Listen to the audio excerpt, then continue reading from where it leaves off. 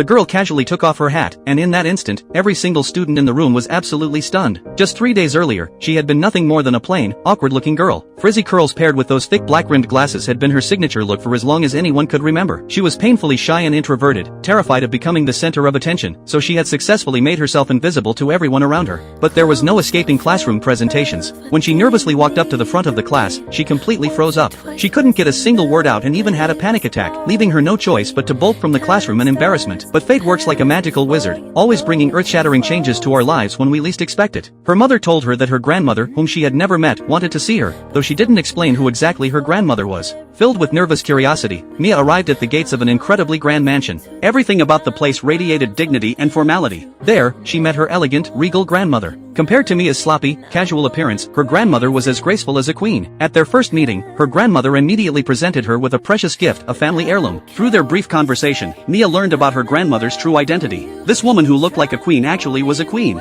And what her grandmother said next hit like a bombshell, completely shattering Mia's once peaceful life. After her father's unexpected death, she had become the sole heir to the throne. From this moment on, she was the Princess of Genovia. This sudden identity shift left Mia shocked and completely lost. She couldn't believe that someone as ordinary and insecure as herself could have such a noble birthright. When she heard her grandmother say that she would have to rule an entire country once she came of age, Mia was filled with resistance and fear toward her newfound princess status. In the end, she chose to run away. However, the very next morning, a stretch limousine bearing royal flags pulled up outside Mia's house. For the sake of the country, her grandmother had no choice but to humble herself and come in person, because if the royal family had no heir, they would have to give up their right to rule the nation. Finally, after persuasion from both her mother and grandmother, Mia decided to give her new identity a try. Her grandmother then arranged strict princess lessons for her. From graceful walking posture to refined dining etiquette, every detail had to be perfected. Mia was like a butterfly about to emerge from its cocoon, experiencing pain and struggle throughout the transformation process. Halfway through her makeover, Mia underwent a complete image transformation. Her thick, unruly curls certainly gave the royal stylist quite the challenge, but when she emerged with her completely new look, even her grandmother the queen was absolutely dazzled by her appearance. When Mia saw her new self in the mirror, she sat in the chair, stunned for a long time.